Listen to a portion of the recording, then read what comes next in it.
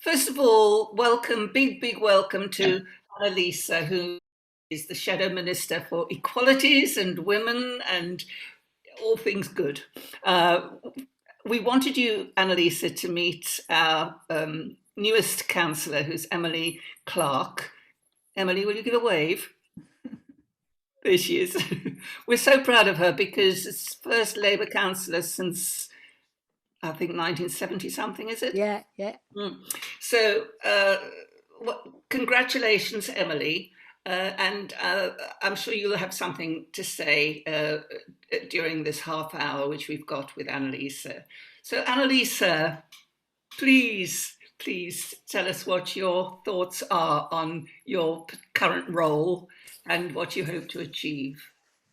Fantastic. Well, thank you so much for the opportunity to do so, Denise. And it's really good to be with all of you, particularly in the run up to International Women's Day, of course, as the chair of the Labour Party, the lead on Labour's policy review, but actually as Labour's Shadow Secretary of State for Women and Equalities, because we take all of this, as you know, in spades, so much more seriously than the Conservatives do. So we wouldn't just have a minister tacked on to the Foreign Secretary, which is what we have under the Conservatives. We would have a proper Shadow Secretary of State focused on women and equalities, as well as making many other changes as well.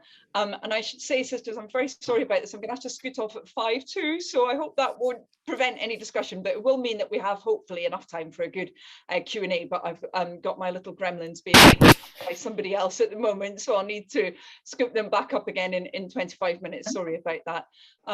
It's really great to be with all of you as well, given what was just mentioned about, of course, Emily's success in that council election. That message has gone far and wide about the success that Lewes Labour Party has had in electing Emily and making sure that we were breaking through. And of course, we've seen other nearby successes as well. I know the Worthing Labour Party, for example, very well. I know how well they've been doing too. And I'm really proud of that activism. And I have to say, I find that amongst Labour women across every part of the country. I was in Sunderland last weekend. They're in different areas of Sunderland, Newcastle, surrounding area. We see that actually Labour is gaining support, that very often it is women activists who are leading that build back and that fight back across different communities. So I thought I'd just talk it really quickly about, I suppose, my own kind of political journey, just given that it's in the run up to International Women's Day, talk a little bit about that, and then very quickly about Labour's focus on women and how we want to take that forward. And then, as I said, I really look forward to any questions or comments that people want to make. So I wasn't a kind of born politician, as it were. In fact, Janine has known me for a very long time, way back when we were students, an extremely long time ago. In my case, I mean, gosh, kind of 25 years ago. And I was a lecturer in higher education for a very long time, but probably like many of you, I kind of combined activism really on the side with being a lecturer for a long time.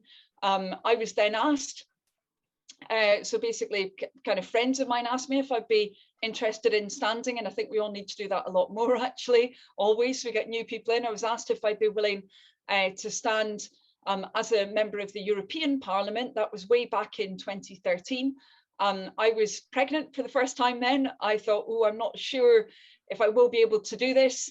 But then I thought, actually, I really want to. And my partner pointed out to me, well, you spend long enough shouting at the television. Why don't you actually do something about it and put your money where your mouth is and actually stand to be a candidate? So I did that, ended up being an MEP, a member of the European Parliament, for 2 years. Of course, we had the referendum during that period. And then the person who was a sitting MP, where I am the MP in Oxford East, he stood down. And I was very grateful indeed to be the Labour candidate in 2017. And I've obviously been then a Labour MP since for 5 years, served first within the Shadow Finance team and Treasury team, and now in my current role. I'm really pleased, actually, that within the Labour Party, I think we've got some absolute titans when it comes to the fight for women's equality.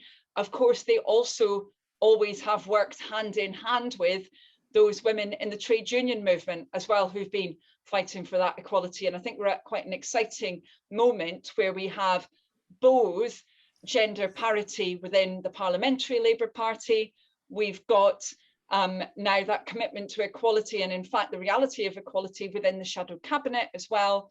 And we also have more women trade union leaders than ever, and of course a female leader of the TUC in the amazing form of Frances O'Grady. So we've got those very, very powerful women leaders. Now, we also have, of course, lots of amazing women councillors up and down the country. We do need more, something I've focused on as Labour Party chair. We need to get rid of those all male wards. We need to make sure that we have more women councillors and more female council leaders also.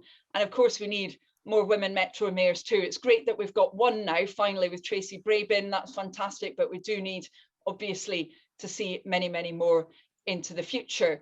And I think of my kind of political heroes really within the Labour Party, and a lot of them were those women who worked so hard for social justice, you know, for a very long time.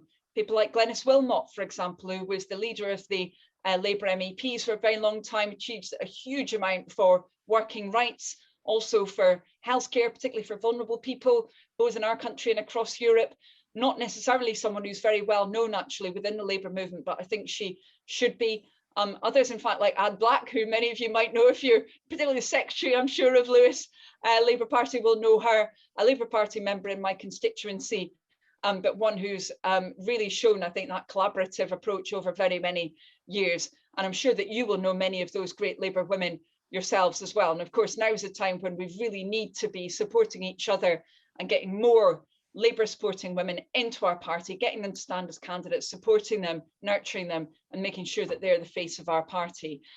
And of course, they hopefully will be coming into our party, because it is the Labour Party that is the party of equality. It was our party that promoted and pushed, of course, the Equal Pay Act, the Sex Discrimination Act, the Equality Act. We introduced the minimum wage, as you all know, a measure which overwhelmingly benefited women. Sure Start, so many other measures that we put into place that really radically changed women's working lives in particular.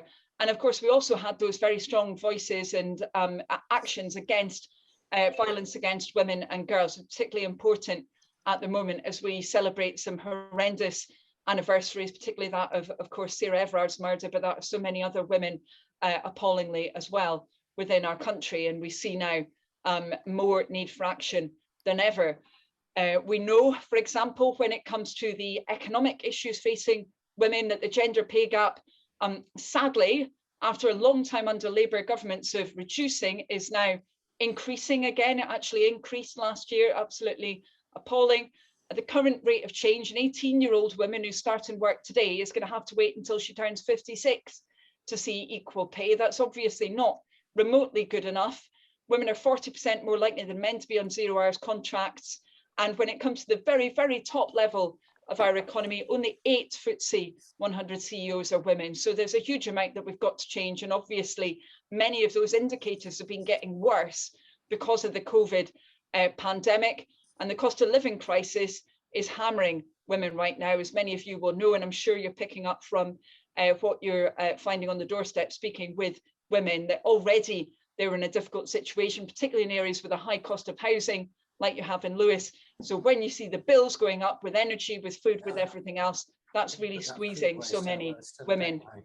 So we need to see an equal recovery. That's what we've called for. What does that mean? First, that means that New Deal for working women that Angela Rayner set out. All workers should have the right to flexible working. Flexibility shouldn't be just something that employers wield, which it's been very much for the last few decades. It must be something that is in the hands of the worker, and Labour would deliver that. We also would make it illegal to make pregnant women or new mothers redundant. That should be surely within legislation so we can defend those women. We should review and overhaul the failing shared parental leave system. You know, far too few men undertake that parental leave. We've got to shake it up. And we need to make sure that women have those economic opportunities. If you look at, for example, bank lending, far, far fewer women are actually accessing that support if they want to set up their own business, for example. And we said we'd radically change that and do that under a Labour government. The evidence here is really, really clear that if you break the bias, of course, that's the call for this International Women's Day coming up. If you break the bias, then women win. And as you all know, in spades, all of society wins as well. We need to break the bias too, of course, as you'll be aware, when it comes to healthcare. We've seen far too often women being treated as an afterthought. We've found with some of the research that we've undertaken that actually waiting times for particularly for gynecological appointments, also breast cancer screening, they've gone through the roof over the last few years. And this isn't just to do with the pandemic. They were rising and rising and rising under the Conservatives' watch, and the pandemic has just made that worse. And those inequalities, of course, are compounded for Black, Asian and ethnic minority women. I think one of the most appalling indicators that I've seen is the maternal mortality gap, where we find that Black women are 40% more likely to have a miscarriage and 4 times more likely to die in childbirth than white women. We simply cannot accept that. We must radically change it. The government doesn't even have a target for dealing with that. Labour would immediately act to make sure that we were protecting those women. We would have a comprehensive health strategy for women, something that's been promised by the Tories but not put into practice. They've just put a kind of flimsy vision document out just before Christmas, thinking nobody would notice. Well, we noticed, and women deserve far better. And we would be putting in those much stronger protections for the safety of women. I'm sure that you all know the statistics. They're absolutely dreadful. Levels of violence against women and girls going up, but prosecutions and charge levels going down. What would we do? Well, we've actually written a lot of that legislation already.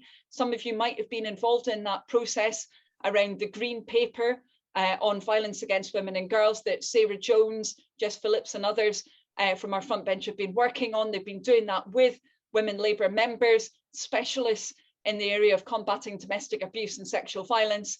It sets out immediate measures that we can put in place, things that we could do right now to protect women. Now, misogynistic hate crime should be classified as a hate crime. Labour in power has done that through some of our police and crime commissioners. When you record those patterns of hate crime against women, you can tackle that hate crime, do something about it. In fact, the police have supported it when it's been introduced, and it's been really effective. You need to make sure also that crimes against women are treated as serious crimes, that they're treated as seriously as terrorism or serious organised crime. That's what we said. There's got to be a level playing field, because if you look, and it's a horrendous thing to do, but if you look at the number of women impacted by this, it's very obvious we've got an epidemic of that violence across our country, and we've got to take it seriously. So we, as I say, we've written that legislation. We've actually got that victims bill completely drafted now. We've just got to get into government so that we can put it in action and start protecting women far better. So there's a huge amount that we've got to do.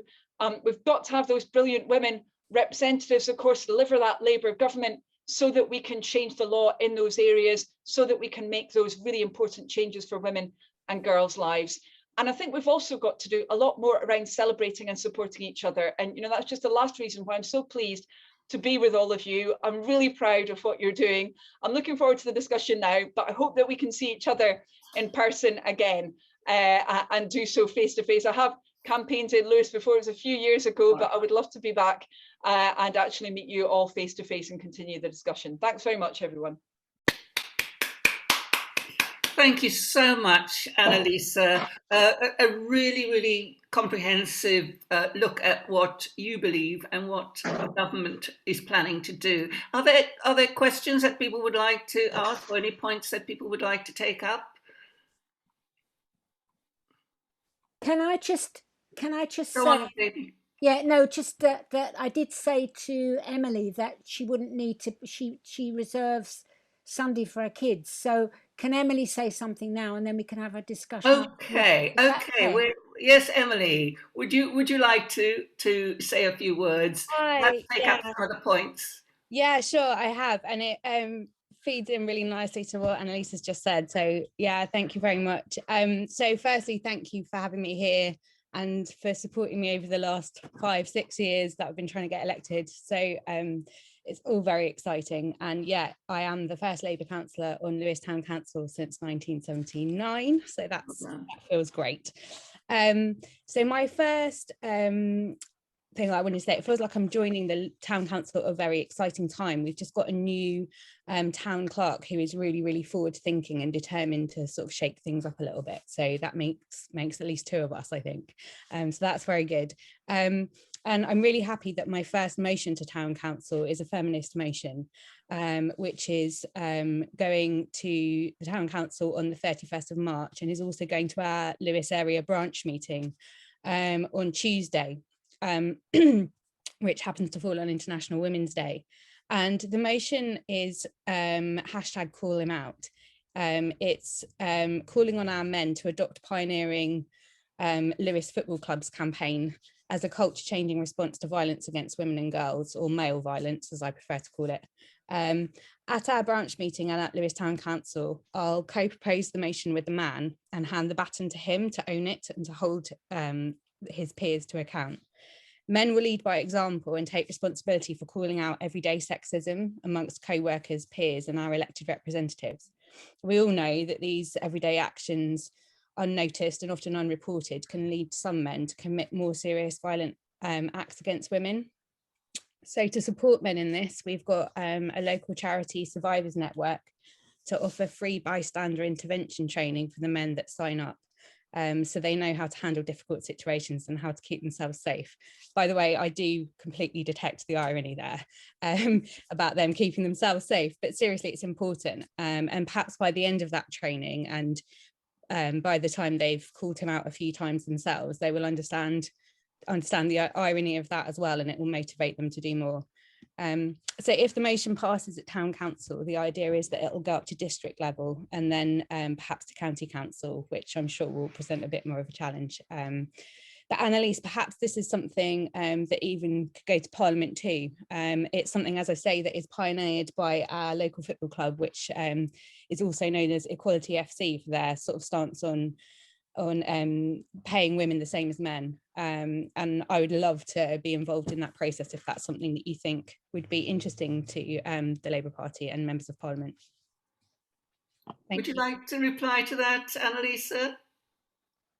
Yeah, sure. I mean, that sounds really exciting. That sounds like such a step forward. I really hope that it passes, obviously, first of all, but I think that work joint between the football team and actually, you know, the work that you're doing, Emily, is really, really important. And I think actually there is a groundswell now of men who really want to be doing the right thing. I think it's quite interesting with the White Ribbon week that we had a few weeks ago now, but you know, there was quite a lot of activity around that. You know, I think a lot of men really asking, well, what can they do? You know, how can they change their behavior and make sure those around them change their behavior too? But doing it in that structured way, I think, is really important. So yeah, let's stay in touch on that, if you don't mind, Emily. That would be great. And maybe I'm a football fan as well. I have to be, because my partner's a referee, but I genuinely am. So I wouldn't mind going and maybe visiting them sometime and finding out more about it. You know, if that would help to give it more publicity and that kind of thing. Fantastic. Thank you. Sounds good. Yes, Janine, your hand is up. Yeah, you should definitely come to the football, Annalise. Lewes FC, as far as we know, is the first football club in the whole world to pay its women and its men the same amount of money. Although I have to say, you could say that's a bit unfair because the women's team is actually much better than the men's. But, you know, small steps, I suppose. And I think the important thing about Call Them Out is that it's the men's team that launched it, not the women's team. That women didn't have to do all the hard work on this and heavy lifting on this occasion. The men did, so that was good. What I put my hand up to ask, though, can't let this opportunity pass me by over this, is the issue of rising costs of living, in particular heating, electricity, etc. charges. That was actually one of the themes of the first International Women's Day protests over 100 years ago, was about rising prices and costs of living. So, and, you know, reflecting the fact that the burden of worrying about that falls largely on working class women. And I've seen the Labour Party's done some campaigning postcards about utilities and prices and stuff, okay? But why doesn't it say that Labour will bring the utilities into public ownership? Okay, that's party policy. It was passed unanimously at conference again last year. All the polls show it's a very popular policy, and you just can't control what utility supplies does, how much they charge, how good their services, etc., unless you own it. Okay, so I think we should have that headline policy on that campaign material, and we shouldn't hide our radical policies. That's a radical policy, but it's a popular radical policy. Do you want to reply to that, Annalise, or should we go on to another point? Yeah, sure. If that works with you, Denise. Yeah, great. And thanks very much, Janine, for that reminder about the beginnings of the movement as well. I think that's really, really helpful. I mean, it's an interesting question, you know, what people want to hear right now in terms of Labour's response to their circumstances. We see a kind of similar thing around the crisis around buses, actually, as well, that's been taking place in a lot of our communities, where obviously we are having that debate and discussion within the party around the right form of ownership for, you know, both utilities and transport. As you said, Janine, we had a discussion about it in conference. You've got our National Policy Forum and also the policy review as well. But the National Policy Forum is the kind of formal architecture there, working through these issues also in the run up to the next election. So of course they're focused on that and what the right approach is for the future. But I think actually, if I'm honest, when I'm talking with people about it right now, they're saying to me, well, you know, any change around that kind of architecture, that could take a very, very long time. I want to know how you're going to help deal with my bills right now. I want to know how you're going to sort this out right now. I think the beauty of the windfall tax proposal is that actually we know that money is there right now. You know, those different companies, oil and gas companies, they have posted record incomes. We know the money's there that right now. It would be very, very quick to enact. We could pretty much switch it on now and you'd be shaving off, you know, 200 quid off on average every household's bills, but £600 for those families who are struggling, and householders, you know, pensioners, this kind of thing, who are, you know, in more straitened circumstances. You could do that very, very quickly. And so I do personally think it is right that we are focused on that windfall tax. I think it makes sense to people. They can understand, they get where the money's coming from. You know, that's the question that we're always asked as Labour. I'm sure you get it as well on the doorstep. Well, how are you going to pay for it? You know, how are you going to actually pay for these things? We can say with the windfall tax, look, here's how we're going to pay for reducing those bills. Very simple for people to understand. So I do think that's right in terms of the focus of our campaigning right now. Thank you very much for that reply. I can see thumbs up from certain people. So we obviously totally agree with you. Is there anyone else that would like to ask Annalise a question before she has to leave? Yes, Jenny.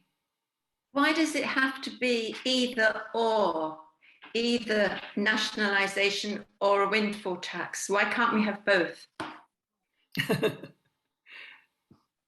Well, I think we've got to work through those issues as a party, haven't we? You know, as I said, we have got, you know, we had the conference policy, of course. We've also got the National Policy Forum as well, which, you know, I've made sure is getting going again. It hasn't really worked properly, I would say, the National Policy Forum, since maybe about 2013. It's not really properly been in action. I want it to be, so that we've got that longer period when we can make sure that we're really crunching through all of these issues with our NPF reps, with our trade union representatives, and those democratic structures that are meant to be there. You know, we've had, for understandable reasons, accelerated processes for the last two general elections because they've been snap elections, but we've got the time now to work all of this through. What I don't want to have is us saying, you know, as soon as you announce a very, very big change, like a change in ownership, people immediately say, how are you going to pay for it? How exactly are you going to do it? That kind of thing. I don't feel that we're at that stage, if I'm honest with you. I don't think that we've got, you know, all that working around any kind of structure that we might want to have.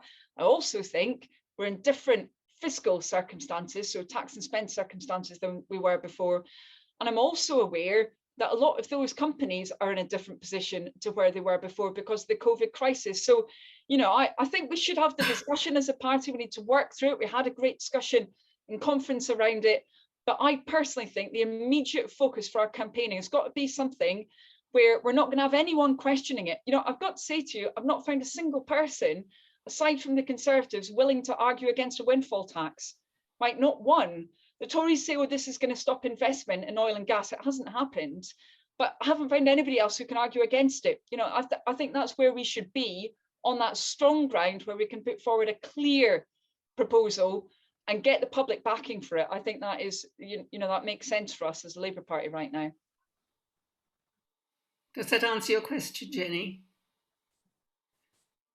I'm not convinced that the work that needs doing to renationalise has actually started. I wonder whether, you know, you say there's a need, we need time. I can accept that, but has that work started? If you haven't got the intention, how can we set that in motion?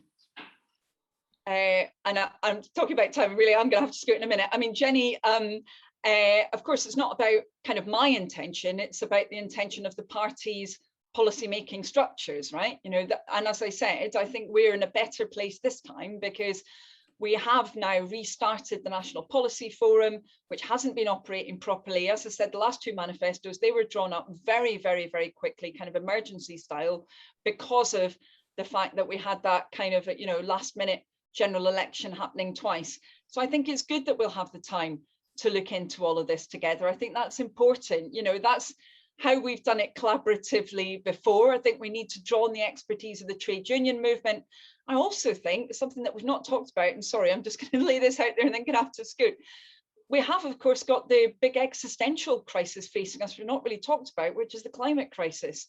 And surely that has got to be the framework for all of these discussions. You know, we're in an even more intense emergency around that now, and that's got to be the imperative when we look at all of this. And I'm sorry about this, Denise, but on that note, I really am going to have to go. Sorry. Well, Annalisa, thank you so much. It's been a real honour to have you here, and a delight. You've been inspirational. Thank you so much. Oh, thanks very much to all of you. Take care. Thank you. We must have you for a full meeting next time. Oh, bless you. Thank you. Thank you very much. Thank you. Bye. Thank you. Well, we've still got 2 more minutes. If anyone wants to comment on anything that Annalisa has said, if you want to, has Emily gone, or is she still here? Annie Ralph had a hand up. Oh, Annie. Annie's not here now. Yes, she is. She's not. She's here, but she's not. Annie, hi. Did you have something you wanted to ask? I know she's not. You're muted, dear. Apologies, I've just got a mouthful. I wasn't expecting to be able to come on the call, so sorry. I mean, it's something for us to discuss more in a policy discussion. Sorry, a meeting about policy. If Emily's still here, I just wanted to wish her the best for her motion on Tuesday, by the way. But I think one of the key issues for women, and particularly BAME women, is the issue about the integration of health and social care. And time again, we discuss this. And previous Labour governments have come up with partial solutions which don't address the fundamental question and of how we're actually going to look after the most vulnerable people in our society. Well, I think, I mean, that's such a huge topic. Yeah. And I think as you say, it's a jolly good one to have at one of our regular meetings where we can look at our own approaches towards it. I'm sure Frances will be touching on this in her little talk a bit later. But as we're running sort of half an hour late, and I'm trying to keep strictly to time. Oh, yeah. I simply wanted to register it, Denise, really, as a major issue for women. Yeah, I've registered it, and I will make sure that we put it on the agenda for future discussions. And thanks very much. Thanks so much. Thank you. Janine, it's up to you now to raise our spirits even further. With some poetry. With some poems. Poetry, first half. First set of poetry. Okay, so I'm going to do some slightly more, a bit later I'm going to do some slightly more grim ones focused around violence against women and other issues. But we're going to start off with some International Women's Day themes, and in particular, Let's start with the kind of army that we're trying to build here, because you've heard of the disaffected youth, haven't you, that sit around on street corners causing trouble. Well, there's a demographic that the establishment ought to be even more worried about. Somewhat like the angry youth, but rather longer in the tooth. We're gobby, feisty, loud, uncouth. We're disaffected middle-aged women. Kicking our heels against the wall, plotting in the shopping mall. Go tell them we're not playing ball. We're disaffected middle-aged women, armed with sertraline prescriptions, feminist magazine subscriptions, complaints of various descriptions. We're disaffected middle-aged women. We won't be judged on how we dress. We're going to save the NHS. We're doing yoga for the stress. We're disaffected middle-aged women with the leadership skills of Princess Leia and the kicks of Buffy the Vampire Slayer. We don't chill out, we add a layer. We're disaffected middle-aged women. We're meeting to plan our strategy by the gates at school at 3:30, pumped up on hormone therapy. We're disaffected middle-aged women. So bosses and sexists, be afraid. We're not your skivvy or your maid. We don't care if our colours fade. We're disaffected middle-aged women, forming a gang on an estate near you, fighting the cuts and misogyny too, then home in time for a refreshing brew with a disaffected middle-aged woman. Hey! So for my next one, I'm going to give you a little bit of a history lesson, okay? So in 1848, there was the first Convention for Women's Rights in Seneca Falls in the USA, which passed a declaration of sentiments, and there was 300 women at this conference. Anyway, there was a Philadelphia newspaper was really very upset about this, and it published an editorial urging the ladies of Philadelphia to not join the new movement. And it said, what it said was in this editorial, don't become women, okay? We want you to stay as, quote, wives, belles, virgins and mothers. So this is a poem based on that, which actually the National Women's Museum in Seneca Falls published when I wrote it a few years ago. Anyway, so it's called Become Not Women. We strongly urge our female readers in wimples, bonnets, veils and mufflers. You're made as bearers, growers, feeders, not drivers, tellers, surgeons, discoverers. Girls, stay at home and sow your days. No trade nor college as your brothers. Serve, adorn, keep pure and raise wives, belles, virgins and mothers. Filly wants its fillies chained for breeding mares not running wild. So say, I will, and entertain and keep thee chaste, then raise the child. Stir the cookpot, wash and pray that if he dies, your living's covered. Turn not into women, stay, our wives, belles, virgins and mothers. Convert ye not from these to women, with views, demands, loud voices, rights. We feel the cold of home fires dimming. Sign not this sentiment to fight. Become not women, darling things.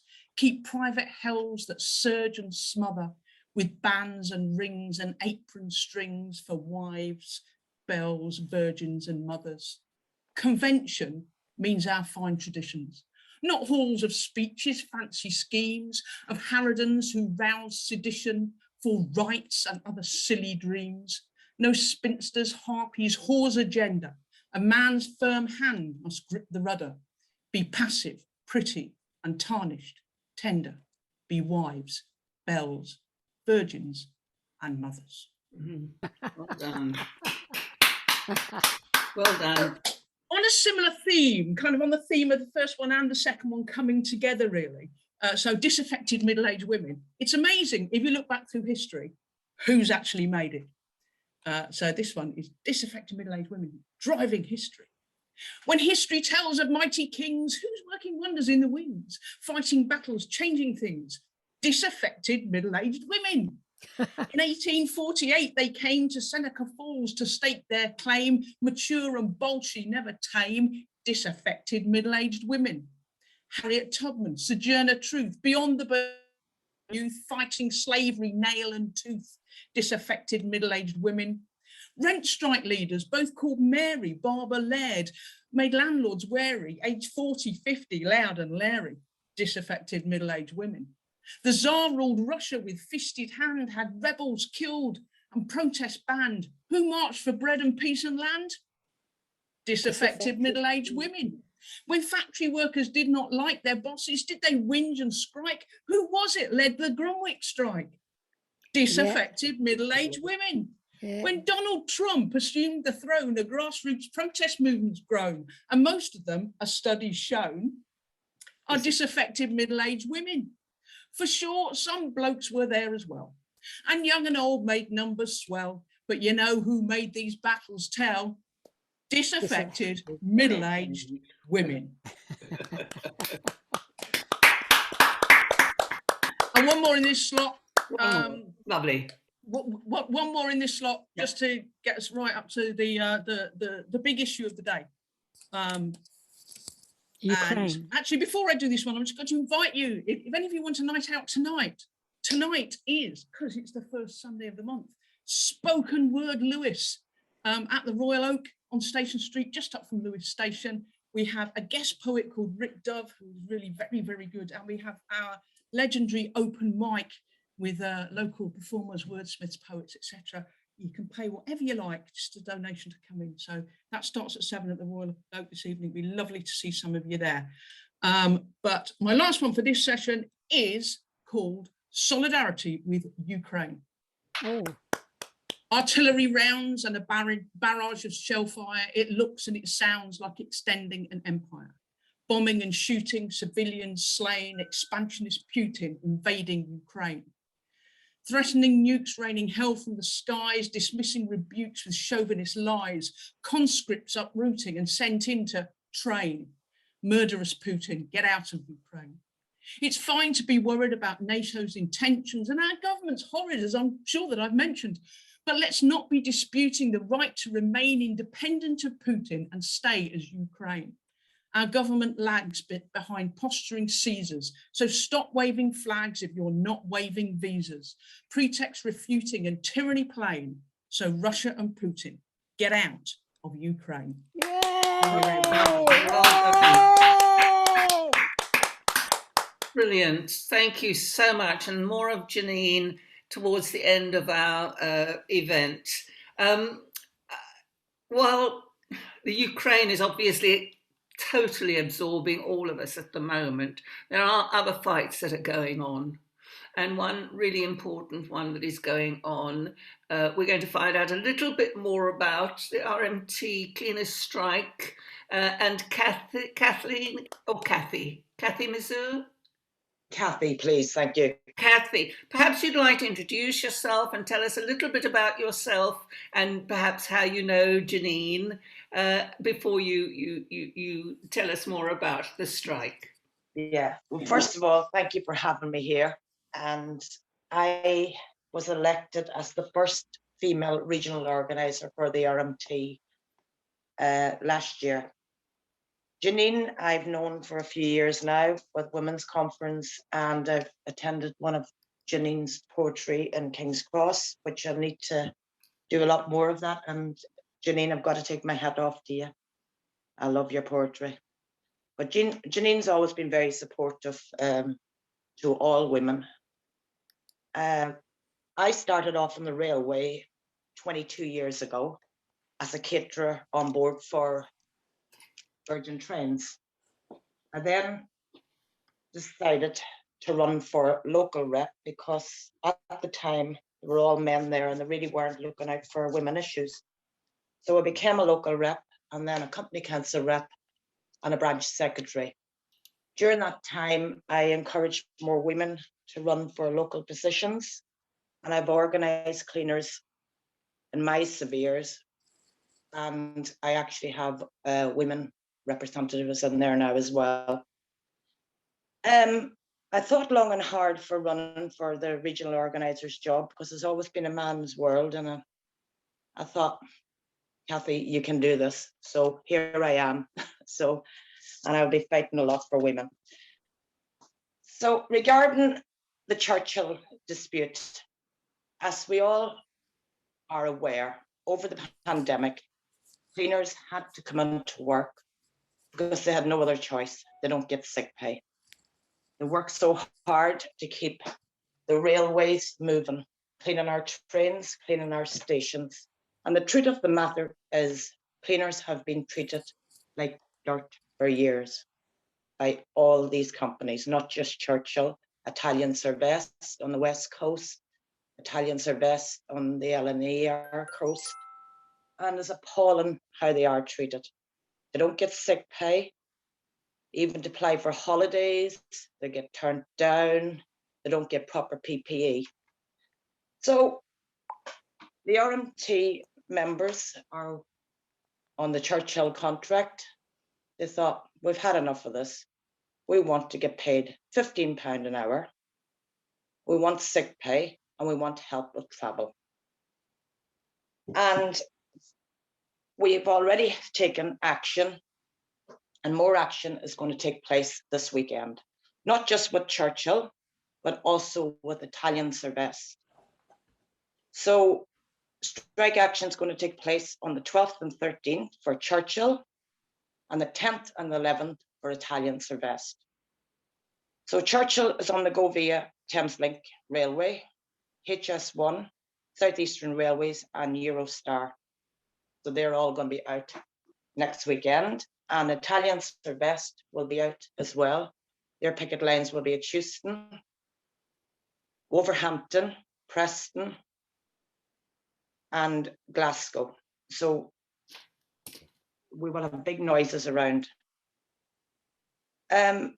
Obviously, as we touched on here today, everything has gone up. Your gas bills, your travel, national insurance.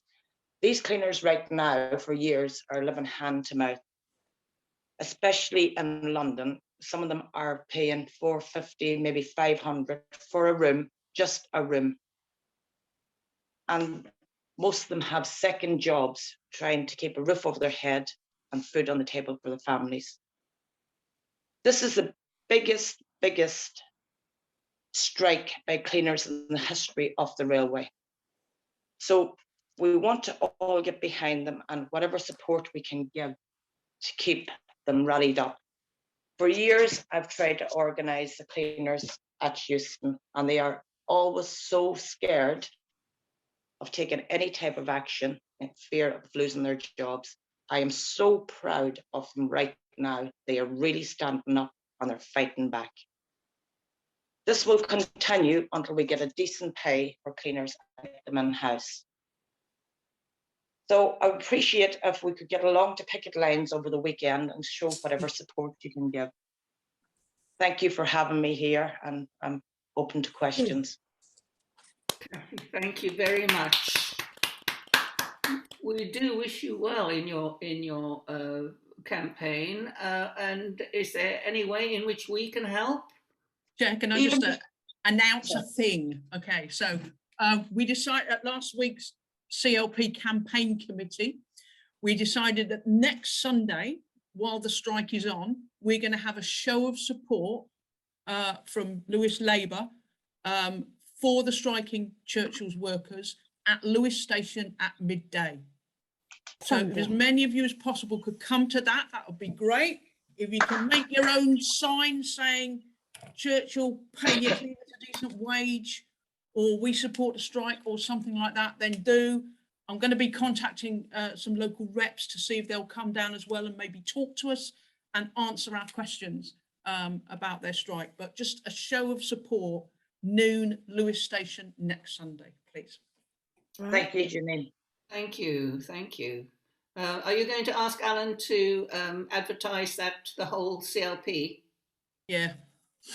Hopefully he will. Not just in his minutes. Yeah, he has actually agreed to do that because we've already got CLP policy to support this strike.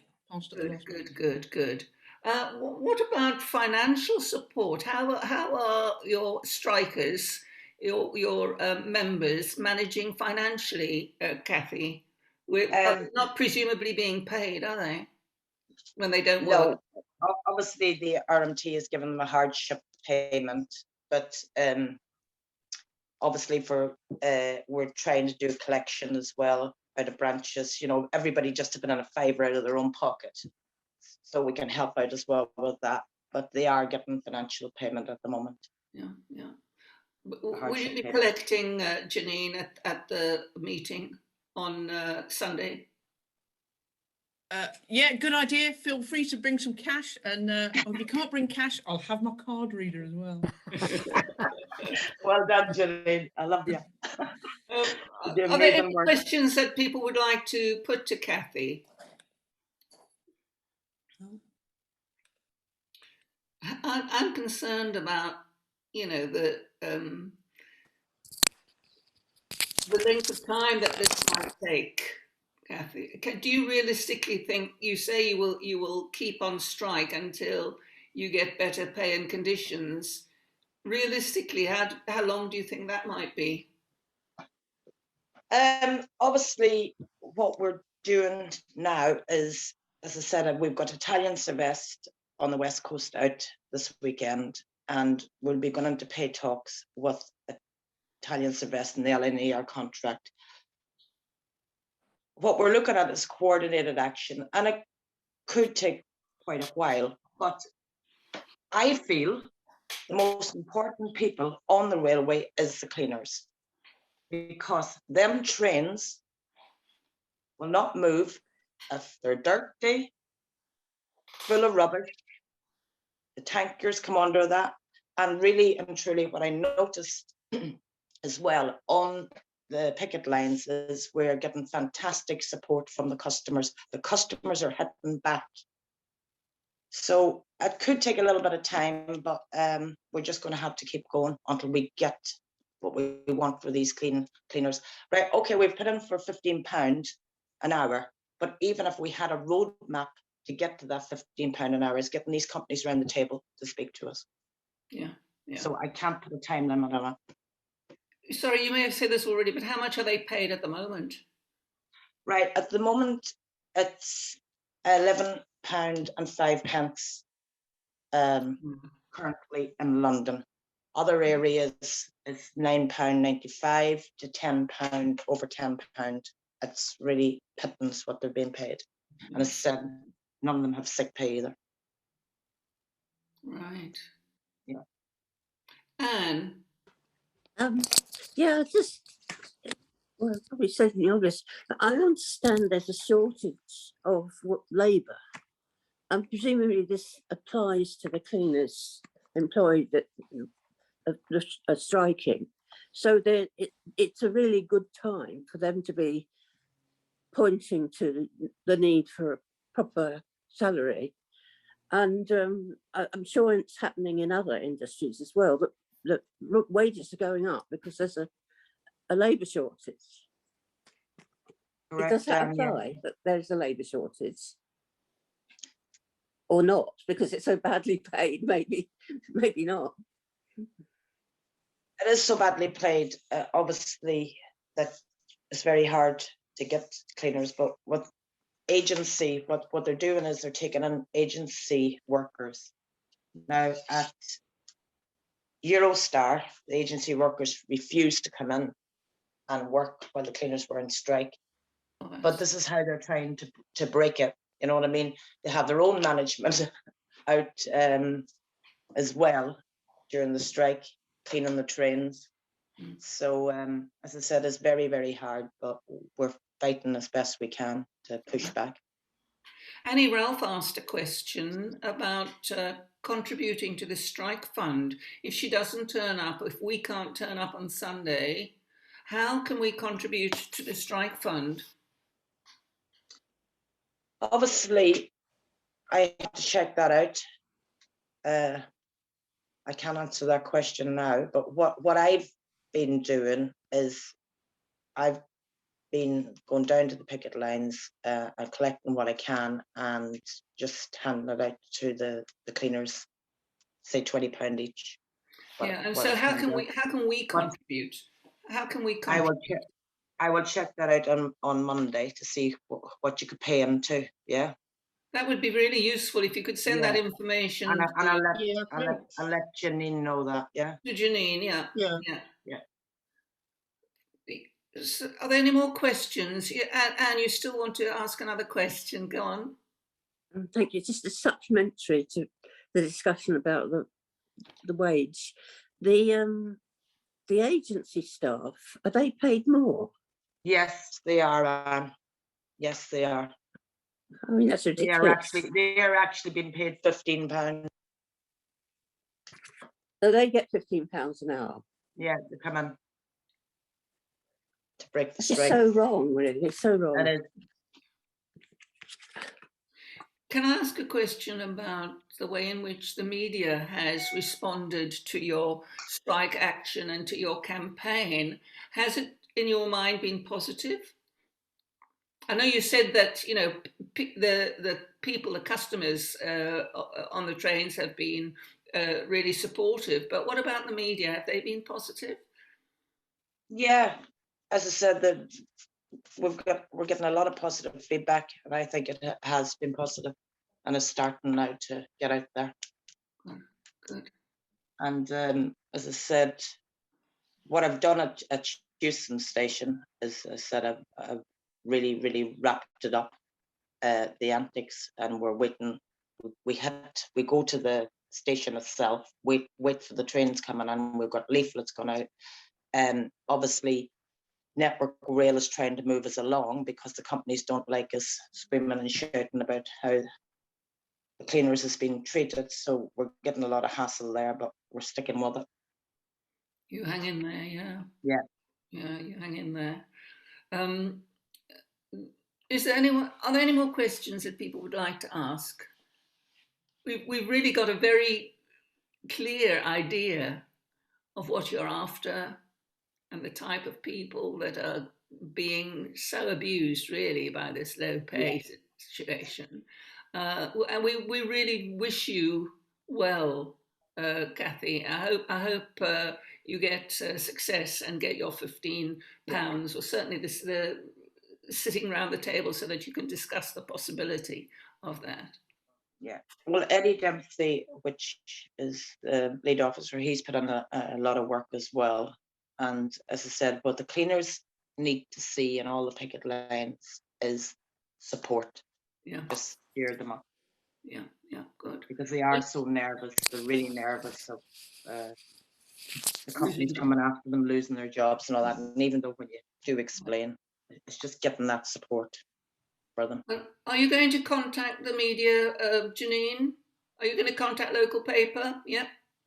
So we'll get some coverage in the Sussex Express or something. Okay.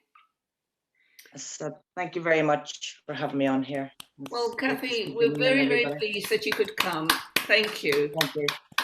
Thank you so much. You're welcome to stay. You don't, because we've got some lovely things coming up, but I leave that to you. I'll probably have to leave you around 4 because over the pandemic, I have been cooking Sunday dinner for my elderly neighbours here where I live, and I've continued to do that for them.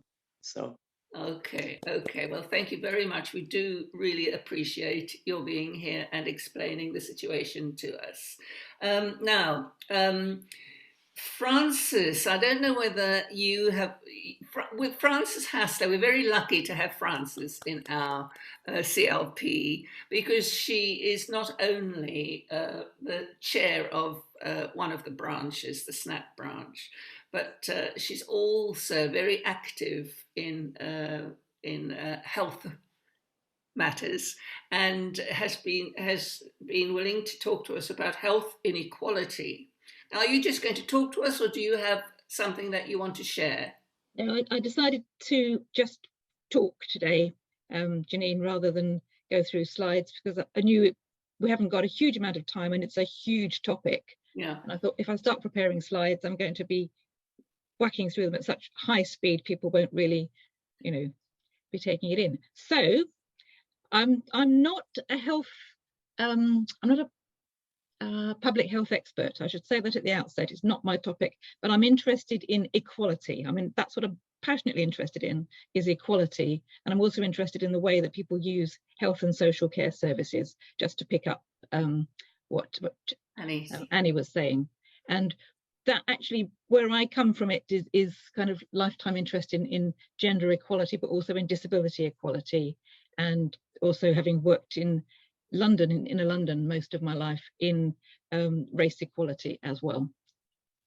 So the good news, let's start with the good news. Women live longer than men, and in Lewes district, we live longer than the England average. So that's the good news. The less good news is that women do live longer, but we also live poorer and in worse health. So the life expectancy in Lewes district for men is almost 81 years, and for women it's about 84 and a half years. And that's almost 2 years more than the England average.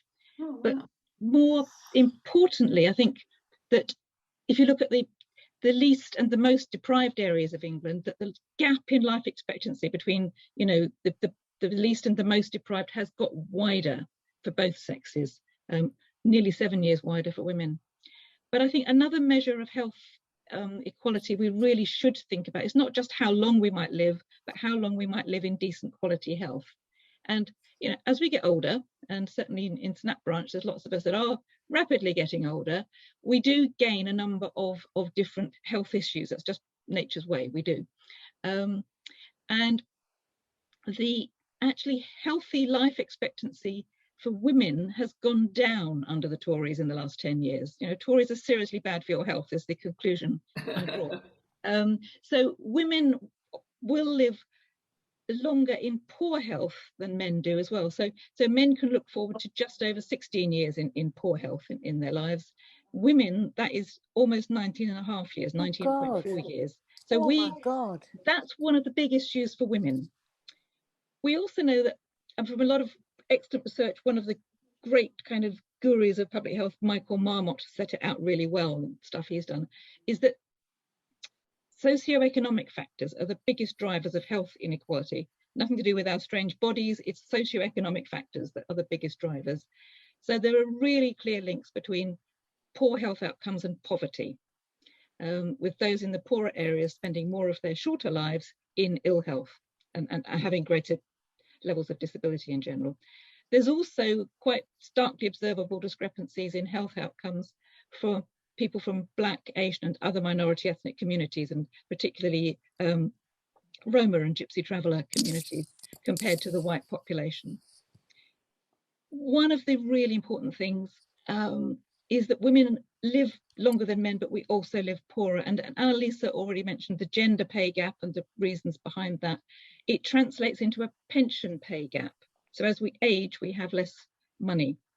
And one of the reasons for that, I think Annalisa alluded to, but didn't go into much, is that working age women are 3 times more likely than men to be affected by caring responsibilities that affect their career prospects. And that's true for 39% of, you know, almost 40% of white carers, and for 50% of carers from an ethnic minority. And I think you have to think that, as well as the break on people's career prospects and therefore their overall lifetime earnings, caring impacts on health. Physical stress leads to musculoskeletal injuries, and mental stress leads to things like depression and anxiety. And as Annie's already alluded to, when we live longer with ill health and disability, it means we're going to be more reliant on good quality health and social care, which is a really important topic I'd like to come back to in the future, because I haven't got long today. The cause of these discrepancies in health outcomes are really multiple, and they intersect with each other. So, you know, living in a less healthy place, I mean, if you live in central London next to a busy road, for example, with high levels of air pollution, being unable to afford fresh food, working long hours on low pay, like the cleaners we've been hearing about, all take their toll. And then you add to that health systems that have got a really poor understanding of diversity sometimes, and the general impact of systemic racism and other entrenched disadvantage such as disableism, and it all adds up to the reasons for why some people get much worse outcomes in others.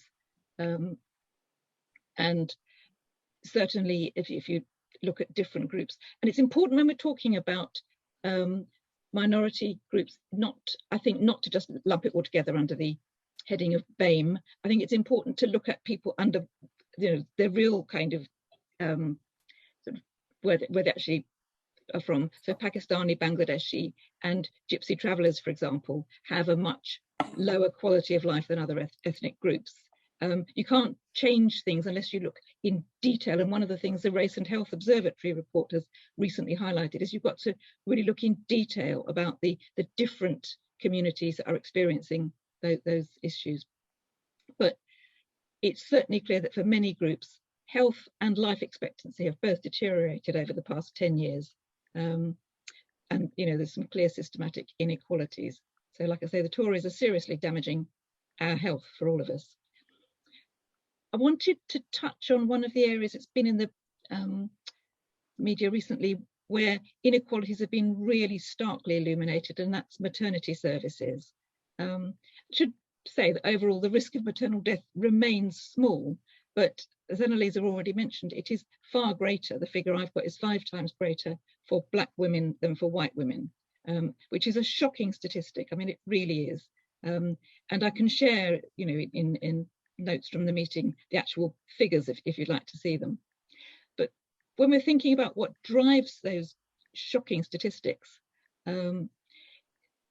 many things drive it, but some of it is due to lack of knowledge or just stereotyped assumptions on the part of healthcare providers. And so there was a Common Select Committee report, evidence to which said that some of the causes include racial or ethnic stereotypes, such as, I feel stupid saying it, but such as Black women having lower pain thresholds is one stereotype that's been quoted. And another concern was women who don't always speak English completely fluently, so their agitation was assumed to be due to mental health problems when they were actually seriously physically ill. People just weren't making the effort properly to understand them. That particular report didn't identify the issue of NHS trusts charging migrant and asylum seeking women for maternity care, but other groups such as Birthright have highlighted that as a problem. Now, asylum seekers shouldn't be charged, but they're being put off seeking care because of the requirement on trusts to quiz women about their immigration status when they come for support, which clearly has a knock-on effect. That's government policy that is directly causing inequality. Just briefly, I wanted to say that the health inequality affects all kinds of groups that experience inequality in other parts of life. So some of the issues affecting Black and other ethnic minority women are echoed by the issues faced by disabled women, for example. And one of the stats from that is that almost 3/4 of women who died during pregnancy or up to 6 weeks after pregnancy in the years 2016 to 2018 had a pre-existing physical or mental health condition, so that disabled women are also getting poorer outcomes and again, sometimes down to lack of knowledge on the part of the people providing the services or stereotyped assumptions, not to mention inaccessible examination couches and all sorts of things like that. So we can state the problem, but I think it's equally important to talk about what can we do about it. I think it's really important not to sort of just bring ourselves down by stating the problem. So I think first and foremost, we can learn more. We can inform ourselves more about the facts. And there are women researching the issues. There's something called the Black Women Health and Wellbeing Research Network, which is crosses the USA and the UK, specifically looking at issues affecting Black women, for example. And women, particularly Black women, are organising to challenge the status quo and to create alternatives. So there's something called the 5 Times More campaign, which is led by Black women who've experienced poor maternity care. And it focuses on empowering Black women to make informed choices and advocate for themselves throughout their pregnancies and afterwards. And it's also committed to calling on those in power to change the outcomes for Black women. So it's got, two ways of working. But I think it's not only, as we've already alluded to, it's not just work on specific topics that particularly affect women that will improve health equality for women. So work on improving working conditions. We've been hearing about low-paid cleaners, but improving people's working conditions so that they're not going into their years of ill health poor will help. Combating air pollution, the work we're doing on climate change, somebody I think mentioned in the chat box, the work on climate change will improve health, including health for women. Challenging systemic racism, which we've been doing in, or seeking to do through some of the work we're doing in our Black Lives Matter group and so forth. And disableism, the same way, actually getting together to challenge disableism will all help to improve health outcomes. And added together, they all help reduce the number of years that women spend in poor health. And just, to close, I think it's vital that we see this as a social issue that's got to be tackled at government and community level, not allow people to turn it into a personal lifestyle issue about whether how often we go to the gym, or whether we've got strange personal habits and we're sort of aberrant in the way that we do things, as has too often happened, I'm afraid. People being blamed, for the fact that their foods that they get served at, in their parents' homes is full of fat and sugar, and it's all those kind of things. It's blaming people for a whole load of other things that actually they've got no control over.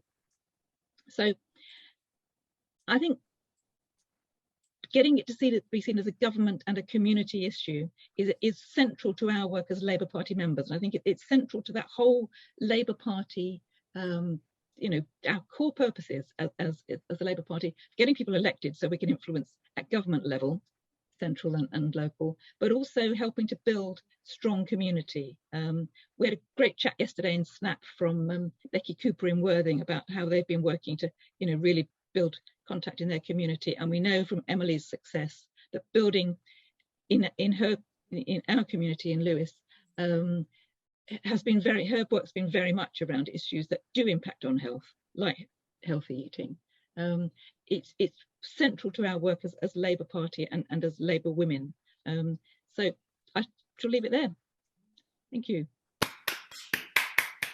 Frances, thank you so much. You've shown us what a rich field this is for further investigation, and you've dropped little jewels for us to consider. Would someone like to take up some of the points that were made by Frances, perhaps Annie, on health and social inequalities? Yeah, I'm just checking I'm off mute. Yes, you're off mute. I really couldn't agree more that if we call it particularly the part about the way that health is offered to people, that it's undifferentiated, that when research and targets are done, when research is done and targets are set in the health service, it is quite unsophisticated in terms of actually looking at specific groups of people and what their needs are. Now, how that can be improved is a whole big question. But the whole issue of the fact that people's quality of life changes so much in terms of gender and ethnicity at the end of life is a huge issue, and again impacts, of course, on the health provision and also the care provision that we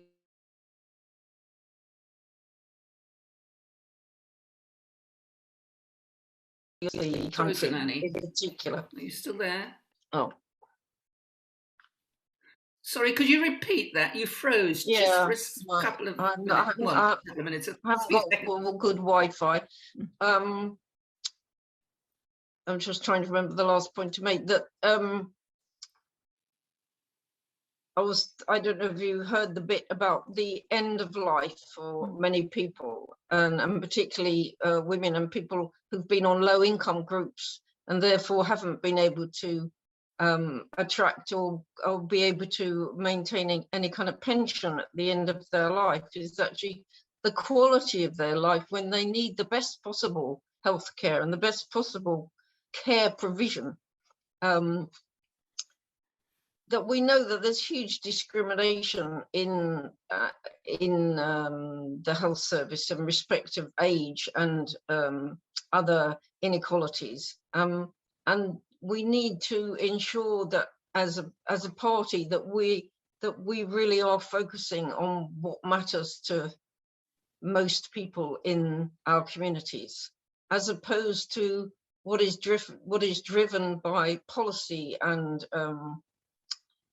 what is driven by the need for ministers to be made accountable for specific provision, and that also creates a huge focus on acute provision. That the acute provision is basically hospitals. Whereas actually most of the health service isn't delivered through hospitals. So it really is, as Francis said, it's almost kind of turning the way we look at the provision of health and equality, and particularly in respect of inequalities. Sorry, my mouth's not working very well today. Inequalities on its head, and say what kind of health service and also social care provision do we as a party need to be looking at in the future? Yeah, indeed. And of course, you know, there's more and more of the health service is having to be paid for privately, depending on so many people paying for their own treatment. And you think, what happens to those people who aren't in a position to do that? They simply cannot do that. Yeah. Maybe you want to say something.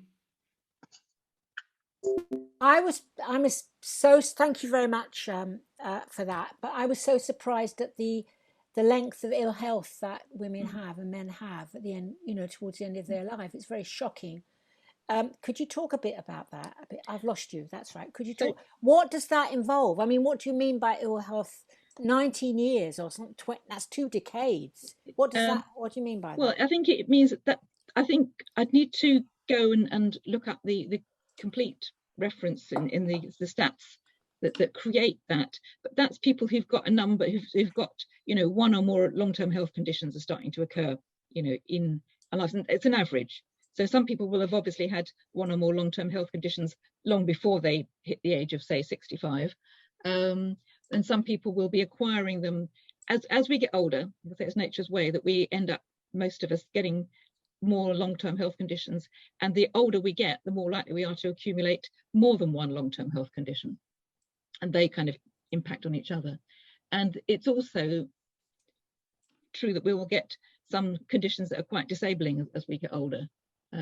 It's an average, so we won't all, some of us will still be, you know, bouncing around in brilliant health when we're 90, and some of us have been, you know, tackling living with very poor health since we were 30. You know, it's very different for different people, but that's an average for women, and that's for our district. Actually, that's not the England-wide one. That's actually the Lewes district stats that I gave you. That is how it will be for, you know, most of us, that on an average you can expect to live with less than optimal health for quite a big chunk of your life.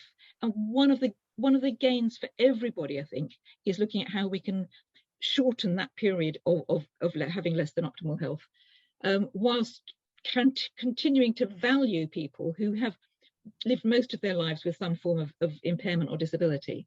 And you've got to sort of not kind of devalue people that live with long-term health conditions, but say, you know, where there's preventable stuff that we could do. And I also wanted to say that the health service has a really important role here, but actually one of the things public health people will often tell you is that 90% of health outcomes are driven not by what the health service does, but by what other bits of you know, social provision do, like the work on pollution, like the work on safer workplaces. One of the reasons for the gap between male life expectancy and female life expectancy getting shorter over the years, which it has done, is that there's fewer men now working in those really polluting heavy industries that used to cause a lot of injury and premature death in men. And conversely, there's more women in the workforce experiencing all the stresses of unsuitable and stressful workplaces, so that actually one of the things we know makes us unwell is the conditions of our work. And the more that we can work through our trades unions to improve our working conditions, that will do just as much in some ways for our health as what our health service can do.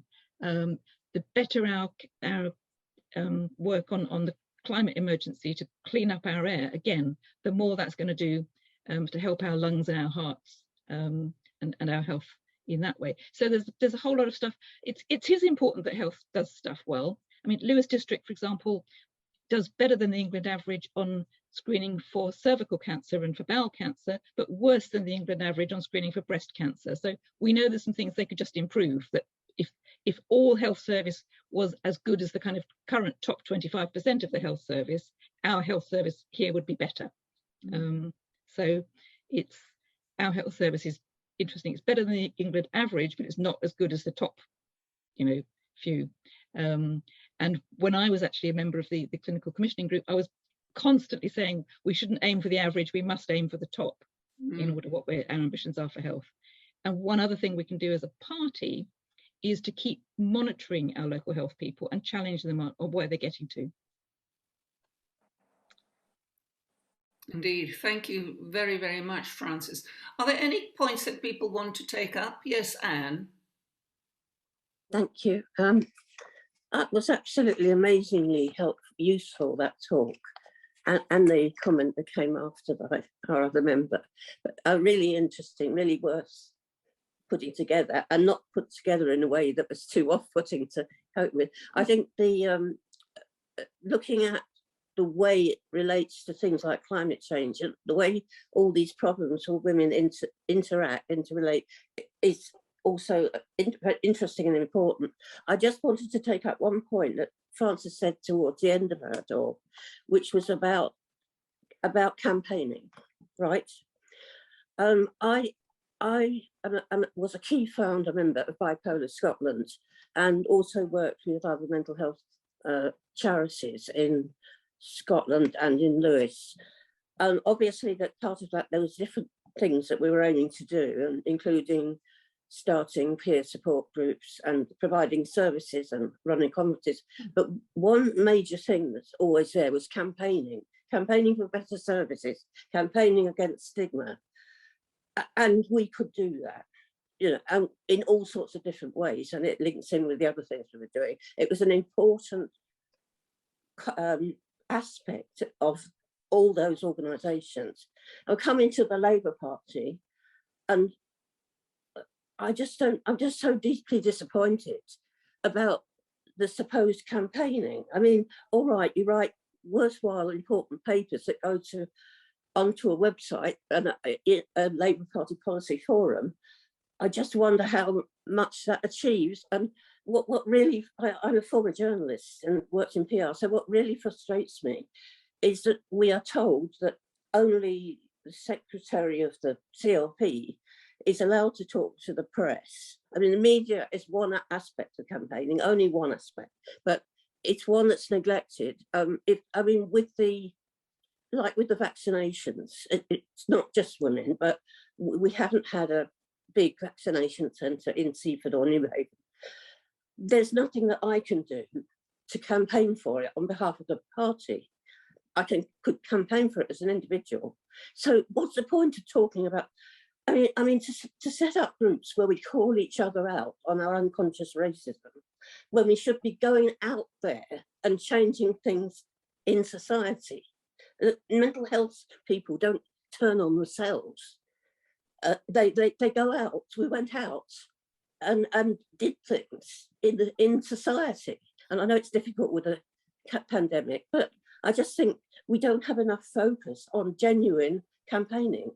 I think you're absolutely right, Anne. I think there is a huge frustration that we, as a party, aren't doing what you suggest we should be doing. But I think you can use the councillors more. I think, for example, Emily would really be in the vanguard of fighting for some of these issues. I know that even on a local level, someone like John Edson would, Chris Collier would, in the ESCC, Christine Robinson. So I think there are ways in which you can do it. I would also question this whole idea that only the secretary can get in touch with the newspapers, and I think that's something we've got to challenge. It's absolutely ridiculous. Of course.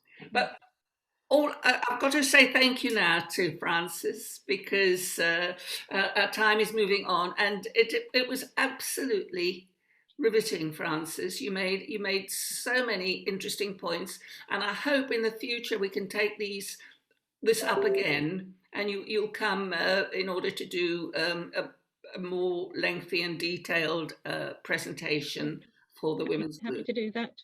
Yeah, I'm sure we would really like that. I can even give you slides next time. Oh, even better. Even better. Now we come to a very interesting part of the afternoon, where and I'm hoping that Cathy MacDonald is there. There she is. Hi, Cathy.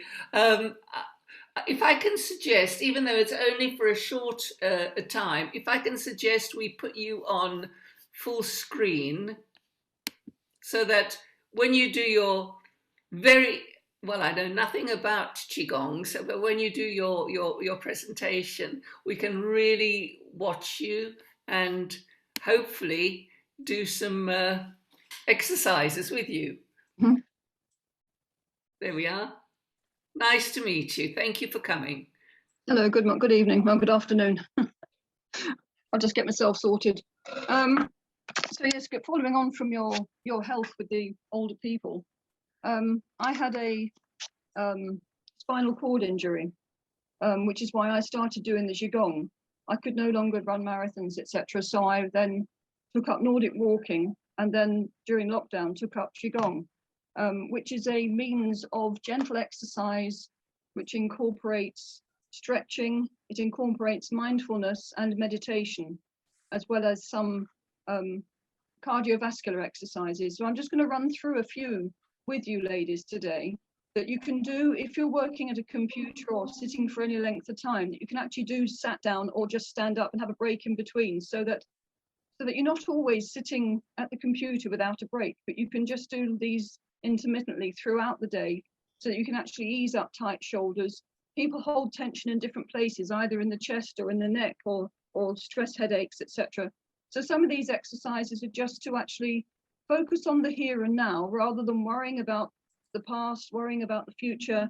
And yes, and just generally making sure that all of your joints are oiled.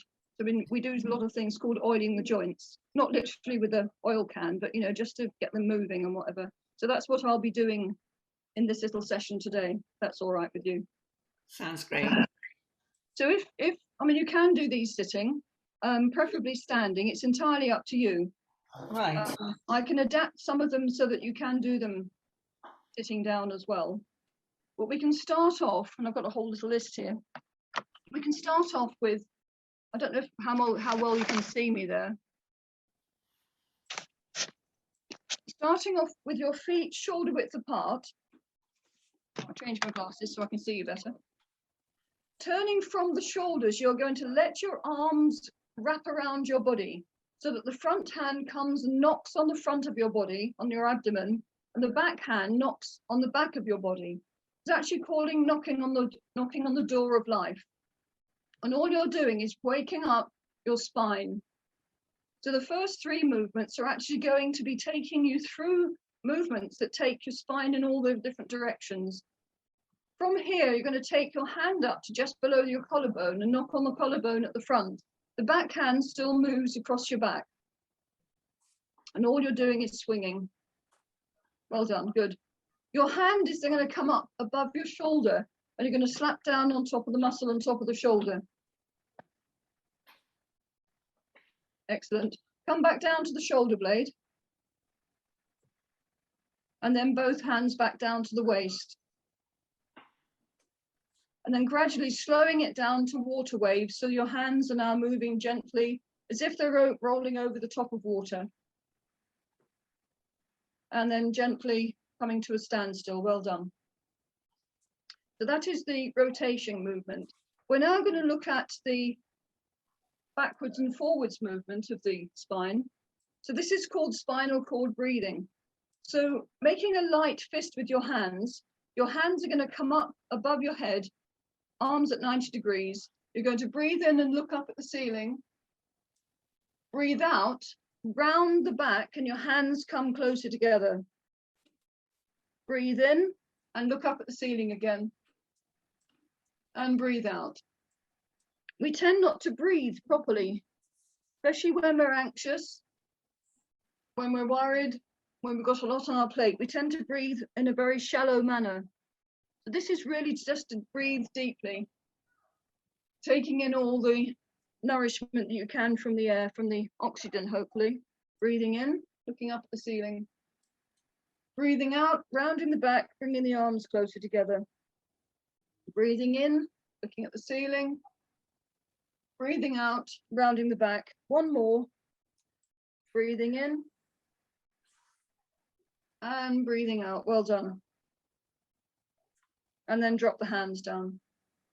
So again, these can be done when you stand up for a minute, mini break whilst you're working. The next one is called picking cherries.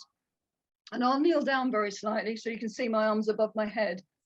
You are going to be literally pushing up with the arms above the head. So literally imagine you're picking cherries down from the tree.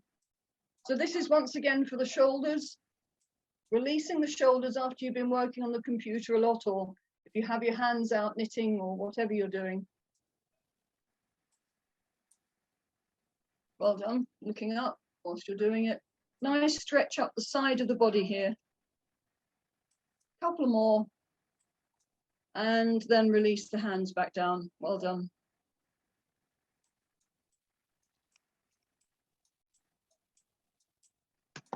Okay, looking at our hands and our wrists, it's often the place, ladies in particular, have great difficulty with their wrists and their fingers and joints and whatever. So what we're going to do is we're going to clasp our fingers between each other, make a fist with the two hands together, and then just gently rotate them. That's it, lovely. Nice, Denise, well done. The hands are wrapping over each other. They're the most neglected part of the body, and they're the most useful, the ones we use the most. Now this is going to test your brain. Stop a minute, go back the other way. Easier said than done. I think I've gone back to the same position I was in before. Some of you may be experiencing some cracking and some clicking. That's perfectly normal. Well done, good. And then release the hands and then just shake them. You're going to shake them facing downwards to start with. And then turn them over and shake them facing upwards. Again, to release any tension in the hands. Excellent, well done. And before you shake them off, release them. You may feel a bit of tingling in your hands. From here, go back to your hands clasped, and you're just going to use your shoulders now. Keep your hands in the middle of the chest. Well done, lovely.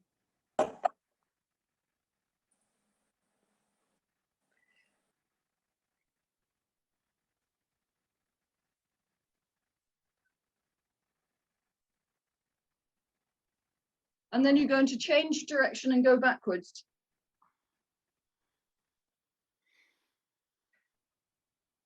Well done, good. Couple more. And then release, well done. And then just stand, feet shoulder width apart, heels slightly, weight into the heels, hips slightly back, and just breathe. I haven't actually got anyone on the large screen anymore. I can't see anything. So I'm just hoping that you can see me. Yes, we can. Oh, good. Hello, you're back again. Good.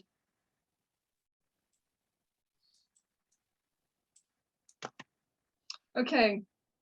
So in order to release some tension, actually I'm going to take my scarf off.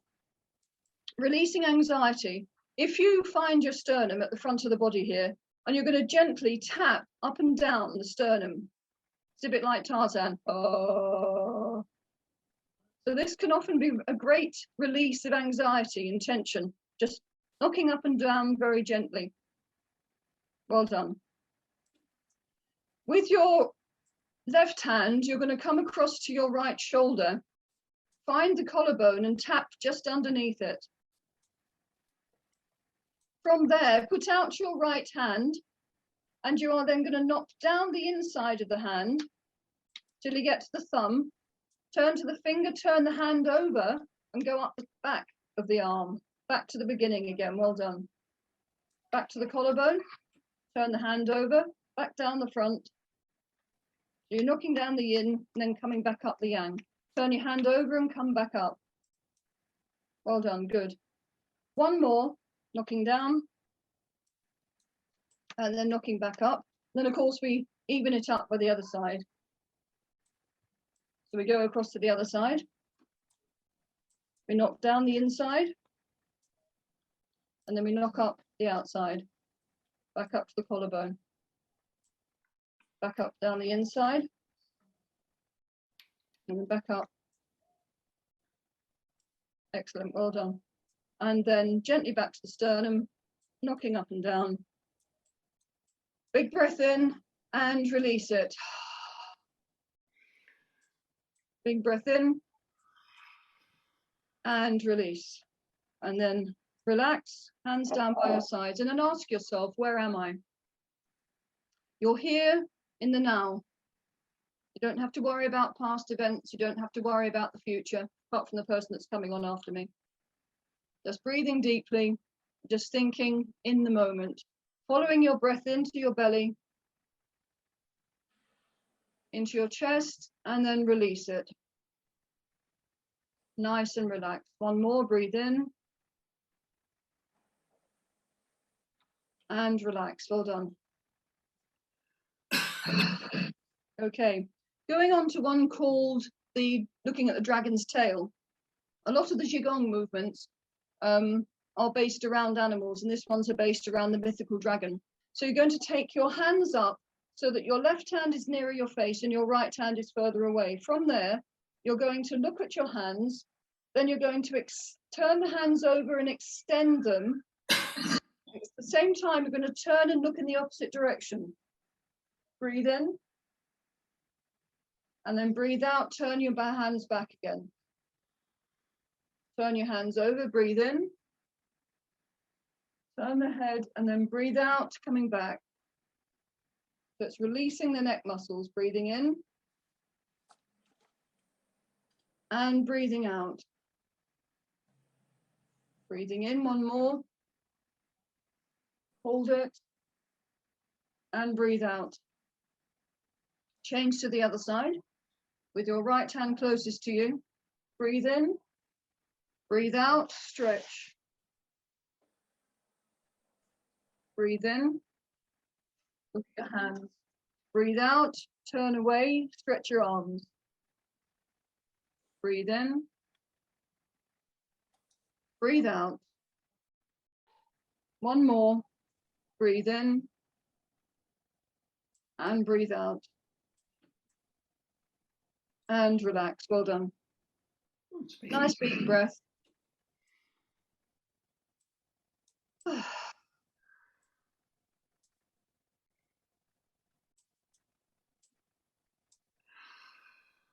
We're going to go through a series of flows now, which is nice and gentle. So you don't want to try and have any angular movements with your arms. So all you're going to do is standing with your feet shoulder width apart, heels very slightly bent or knees slightly bent, weight in the heels. You're going to raise both arms up to shoulder height. And then you're going to let the hands come back down again, nice and gently. Breathing in. Breathing out as the hands come down. Breathing in as the hands come up. Breathing out as the hands come down. Breathing in. And breathing out. This time when the hands come up, they come up to shoulder height. You draw them into your shoulders, breathing in. Breathing out and push out in front of you. Bring your hands back to the shoulders, breathing in. And then drop the hands back down again, breathing out.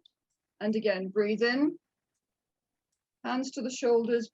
Breathe out, pushing forward. Breathe in, bring the hands back. Breathe out, drop the hands down. One more. Breathe in. Hands to shoulders. Push forward, breathe out. Breathe in, hands to shoulders. Breathe out. Hands drop down. There's one more variation. Breathe in, hands to shoulders. This time push out to both sides. Breathing out. Breathing in, bring your hands in. Breathe out, let your hands come back down. So this is breathing in, pushing out, breathing in, pushing down. So opening the flow to the 6 directions. Breathe in, push forward. Just to confuse matters, sorry. Breathe in, push out to the side, breathe in, and press, let hands go down, more down, and then stand. So if you stand with your hands rounded, but not touching, and then just breathe. From this position, you're going to bring your hands up. Sorry, I've gone completely now. You're going to bring your hands up your body, breathing in, past your face, and rotate the hands above your head. The Buddha holds up the earth. And then breathe out as your hands come back down again. Breathing in. Rotate the hands to the ceiling.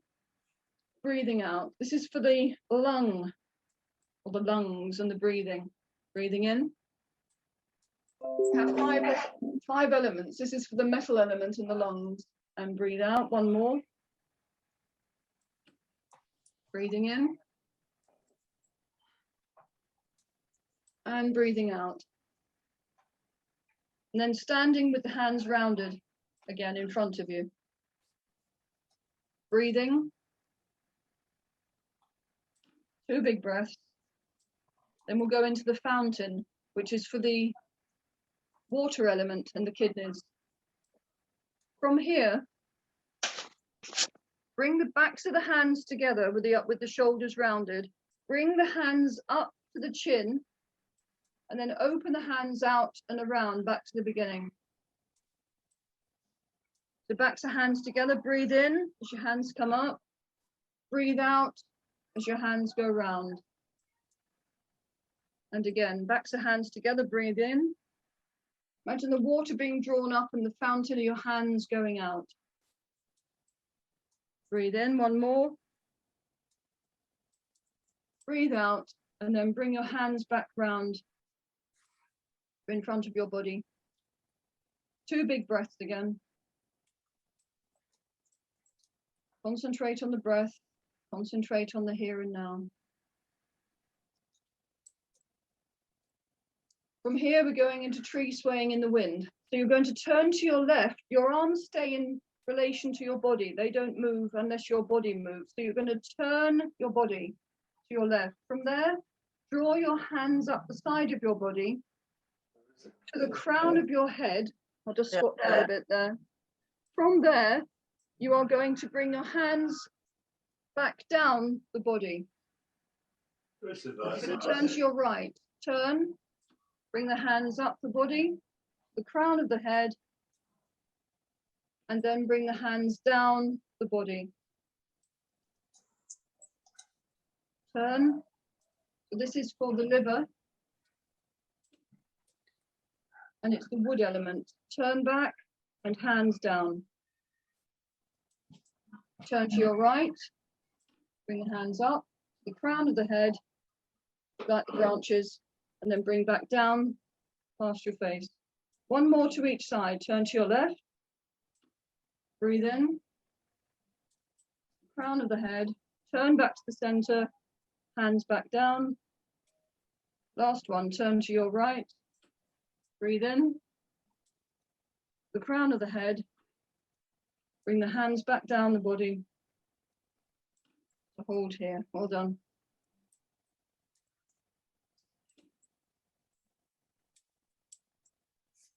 Going on to the fire element and the heart, all you're going to do this time, bring your hands up to shoulder height.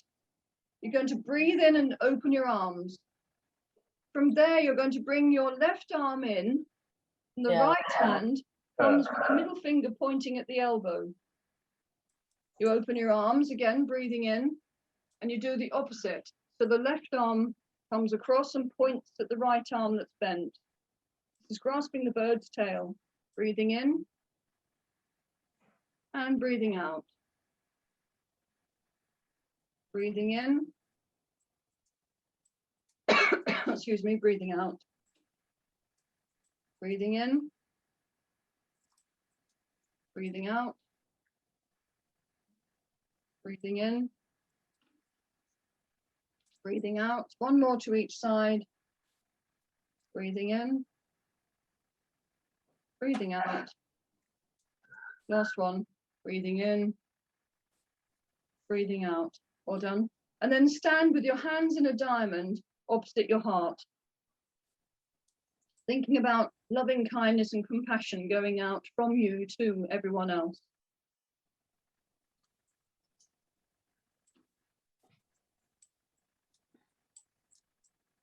From here, we're going to do the last exercise, which is really for bringing everything back down from the head. So if you have insomnia or wake up difficulty, having difficulty breathing, sleeping, this is a really good one for bringing all the thoughts you don't want out of your head back down to the abdominal and then down to earth so you can get rid of them.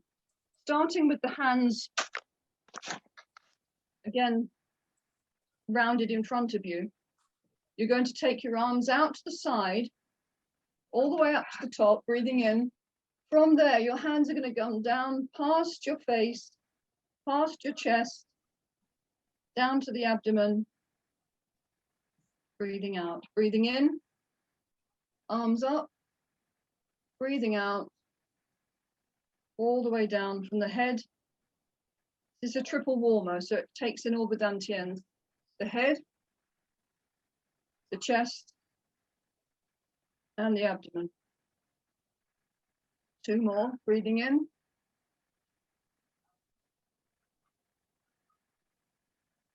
Quite good for calming as well. Centering and getting yourself grounded, especially if you've got yourself in an unfortunate dispute or someone's upset you and something they've said. From there, wrap your hands one over the other and just place them on your tummy, on the abdomen, and then just breathe deeply. Bamboo in the wind, just breathe, feet fairly close together, and just allow yourself to sway in the breeze. And close your eyes and just think nice thoughts. Nice deep breathing. Concentrating on the breathing, the here and the now.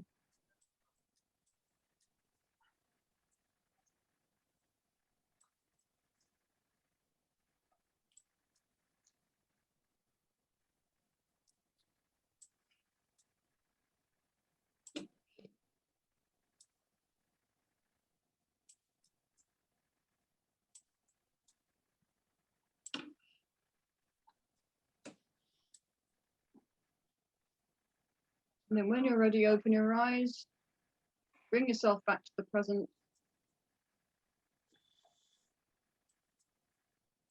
Well done. Okay, that's your introduction to Qigong. Thank you so much. So the Qi, which is QI, is actually energy, and the Gong is work. So it's literally energy work. So Well, it's just absolutely fascinating. I hope you all had a go. I couldn't see everybody, but it's so relaxing. I feel I want to sleep now.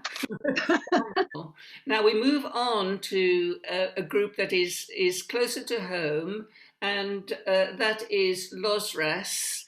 And their representative today is Jean Gould, who has a very senior position, I know, in LOSRAS. Would you like to explain LOSRAS to us, Jean, and introduce yourself? Thanks, Denise. Yes, I will try and be very quick because I'm really aware that we're all, I think, very tired now. I had planned to show you a PowerPoint, but I'm not going to. I can make it available if anybody wants it, but I think I'm just going to go for edited highlights. Is that all right? Given the time pressure that we're under. But LOSRAS, Lewes Organisation in Support of Refugees and Asylum Seekers, we're 20 years old now. And predominantly we work on raising awareness about issues concerning refugees and asylum seekers, working with local individuals, families who are either seeking asylum or who've been granted refugee status in the Lewes district, working with foreign national prisoners who have concerns about immigration in the prison at Lewes, and lastly, campaigning on national issues, and that's the sort of hat I'm wearing today, if you like. I want to start with a story because I think it's kind of, a lot of it is about the narrative around who refugees are and how we view them. And, you know, there are moments that becomes a more positive vision. And obviously Ukraine is, for all the horror of it, is one of those moments. But unfortunately, those positive moments tend not to last very long. Anyway, I want to start with a story about Grace. I used to work as a solicitor, not in immigration, but in sort of health and social welfare. And Grace was somebody who came to see me because she was destitute. She was a Rwandan nun who was also a teacher. And her circumstances were that sorry, trying to go so fast, I can't speak, that during an election, she was asked to oversee some of the administrative work at one of the sites, and she refused to do that because she knew that the election was a corrupt one. As a result of that, she was imprisoned and was subject to multiple rapes. She managed eventually to escape, long story, I won't tell you the whole story, and she came here. I was working in Birmingham at the time, and she came to see me because she was destitute and wanted to know if there's anything that could be done about that. During the course of talking to her, it became clear that what had happened was that she had, like every woman who experiences extreme domestic violence or any domestic violence, she'd found it very, very difficult to talk to anyone about what had happened to her. She'd delayed making it, she'd made a claim for asylum, but she delayed on the details. She'd found it very difficult to talk about it. She'd been represented by a male solicitor who told her that she would need to, in order to prove her case, they would need to do an intimate examination, and set her an appointment with a male doctor. Not surprisingly, she refused to go. The Home Office then refused her claim on the basis that she hadn't given the evidence about her rapes, her multiple sexual abuse early enough for it to be credible. And secondly, that the fact of her arrest for standing up against the authorities, against corruption, which could in and of itself have given rise to an asylum claim, perfectly respectable asylum claim, was not credible because of the fact that she hadn't also told them about the violence, the sexual violence she'd sustained. I mean, you couldn't make it up. Everything we know about what happens to refugees, what their experience is, the re-traumatization of trying to talk about these terrible experiences. In Grace's case, as with so many women, talking about sexual abuse to authorities who are pretty much indistinguishable from the authorities who have been the perpetrators in her country of origin. Anyway, it had a happy ending. We found her a decent, good woman solicitor who explained everything to her. She was examined by a woman. She was granted refugee status, and she is now a teacher here. So that story has a happy ending. I think it wouldn't if that story was beginning now. And the reason I say that is because of the Nationality and Borders Bill, which Maya mentioned, and the effect that that will have on people like Grace. I want to just plug one organisation, which is Women for Refugee Women, which is a fantastic organisation that supports and empowers refugee women to tell their own stories and makes a case for a fairer asylum system. It's very much grown out of work with women who've been detained under immigration detention laws. They're brilliant, and they've done a lot of work in relation to this bill, and I'm unashamedly, and with their permission, borrowing some of their work. So they've identified 5 areas where this bill will be particularly punishing for women. I mean, it's punishing in general, but the first of those is that it will introduce a two-tier system. And this is really the essence of, well, I suppose it's the worst, not the essence of what's wrong with the bill, because there is so much, but it's probably the single key worst element in it. The two-tier system means that anybody who comes through a so-called irregular route, or even worse, described wrongly as being an illegal route, will be automatically criminalized. It will be automatically be a criminal offense. They will, if they're lucky, be granted, if their case is decided to warrant refugee status, they won't be given refugee status. They will instead be given something called temporary protection, which means that every so often, probably about every year or 2 years, they will be reconsidered with a view to returning them to their country of origin. They will be, well, we don't know the details, but they may be unable to unite with family members. So they'll be left in a kind of perpetual limbo, really, which is, you know, for people, for any of us, is an impossible situation. And to have it prolonged indefinitely is just, you know, it's just such a denial of any human rights. So that's the first element. The second element is that women in particular will be denied a fair hearing. And that's really the point that I think Grace's story illustrates really well. Grace was disbelieved because she brought evidence late. She brought evidence late because the evidence was terribly, terribly hard to bring and terribly painful for her to talk about, particularly to talk about it in the presence of men. So obviously you need a woman-centered system to process people like Grace's cases. Instead of that, the assumption that was made anyway in Grace's case now is one that's written into the legal system. So any late evidence will automatically be viewed not only as unreliable, but as probably not credible. And not only will Home Office officials do that, I mean, they do it anyway, I'm afraid, but also immigration judges will be required to do that. And obviously that will impact absolutely disproportionately on women who've been trafficked, on women who've experienced sexual violence. So that's two of them. The third one I'm not going to talk about in any detail, except to say that the definition of a refugee, which of course is kind of sacrosanct internationally, because it's part of the United Nations Convention on Refugees, which has been in place since 1951, I think. And it's based, as you know, on a well-founded, establishing that you've got a well-founded fear of persecution for a number of reasons. It could be your political engagement, it could be all sorts of things. It can't be, because it's not in the convention, because of your gender. So what's happened is our laws have developed in a fairly humanitarian way, I say fairly, in order to accommodate the fact that you may belong to a particular group and be persecuted as a result of your membership of a particular group if you are a woman. So that's the way in which gender has been brought in to support people who have been subject to violence as women. So that won't be the case anymore. They've changed the definition for the purposes of this bill of what it means to be a member of a particular social group that will make it much, much harder for women to get through that hurdle. Fourthly, I do want to say a little bit about this. I am keeping an eye on the time, is that more women will be locked up in detention centres. Now, it's gross that women are ever locked. I mean, it's gross that anybody's locked up in detention centres solely for the purposes of immigration control, but it's particularly gross that women are.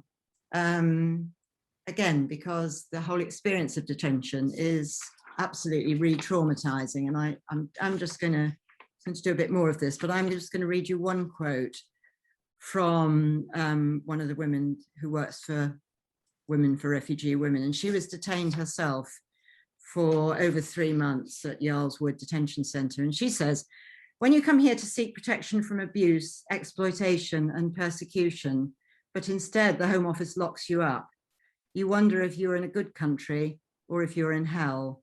I'm still living with the trauma of detention, and I don't want other women to go through this pain. And that's why I've been campaigning to stop the Home Office from opening Derwent's side That's why I'm asking them now to shut it down. So Derwentside is a new detention facility, immigration detention facility for women. It's opened in the northeast recently. It's completely isolated in terms of any sort of supportive local community. And it's so isolated, and there's so little support from legal aid solicitors in that area for immigration particularly, that the women can only get any sort of advice by phone. So you've now got not only the situation where you're detained, but where you're expected to give intimate details of how you've been tortured, how you've been sexually exploited over the phone. I mean, it's absurd. And that's the basis on which Women for Refugee Women has launched a legal challenge at the moment. There's also going to be an increase in the use of reception centres of the sort of Napier barracks style, which I'm sure you've read about, which is an old army barracks, which is used to detain men at the moment. Those centres will expand under the law, and they will be, I mean, they're technically, legally, they're not detention centres, but frankly, the difference is marginal, particularly if you're inside one of them. And then thirdly, if that wasn't bad enough, there's also, of course, talk about offshoring, Australia style, whereby people would be taken, the current favourite Patel seems to be the Ascension Islands, where the entire processing of your asylum claim would take place in detention on the Ascension Islands, where any human rights that the Tory government leaves us with wouldn't apply in any event because it's offshore. And then lastly, in this sort of catalogue of horrors, the last one is that the provision for women who are trafficked or are trapped in modern slavery, the protection has been reduced. I mean, it's ironic that a government that is apparently fighting abuse and violence against women at the moment is actually taking significant steps in this law to reduce that protection effectively for women of colour. So I thought I'd end with, I've asked myself the question, is there any good news? Having racketed it very fast through the bad news. And I think there is good news. One, and perhaps the best bit of news, is that women's organisations have been so much better in recent times, and I think particularly over the period of this bill, in building solidarity with BAME organisations and with refugee groups. For instance, I was just looking at a briefing on the challenge I mentioned to the opening of the new detention centre, and it has groups like Rape Crisis, Southall Black Sisters, Women's Aid, the Women's Resource Centre, and loads of other very mainstream, both BAME and mainstream women's groups. So I think that is really, really encouraging. I think those bridges are being built, and that solidarity is there on the ground now. The second thing is a rather odd thing for me to be saying, which is the House of Lords. Bring it on. I mean, the House of Lords have just been doing a wonderful job. Probably some of you know that last week they voted on amendments to the Nationality and Borders Bill and absolutely rubbished it with very, very significant majority. I mean, a vast number of the crossbenchers have been working with the opposition parties so that, I mean, for instance, I think everything I've just talked about has now been taken out of the bill by the House of Lords. Unfortunately, of course, it goes back to the House of Commons. So. But it's very encouraging that there is that level of understanding somewhere in our parliament. There's a broad-based movement called Together with Refugees, which has almost 400 members, including Losras, and it's also been doing very good work. And I think the two things link very closely together. We had earlier on this year, we had they have a theme of a kind of orange heart. And we had an Orange Heart Day in Lewes, which was really, really well supported and really encouraging. People came and decorated their hearts and wrote slogans. We went up to the castle for a sort of photo opportunity. So that's encouraging. Of course, the solidarity with Ukraine and the solidarity with women fleeing Ukraine will, I think, be beneficial in helping to build opposition to the bill. And last but not least is the kind of longer term strategy. I have to say, as both a refugee activist and a member of the Labour Party, that it was a hell of a job to get the Labour front bench on board with some of the amendments that we were trying to get through the House of Lords. I mean, I'm pleased to say that that battle was won, and great credit to the Labour Party and together with refugees that happened, but it was very hard work. And our party does not have a great reputation, a great history in terms of refugee law and immigration law. I think that's probably an uncontentious thing to say to this group.